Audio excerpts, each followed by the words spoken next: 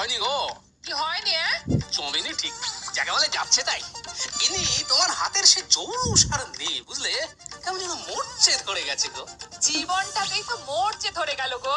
হাতের আর দোষ কি?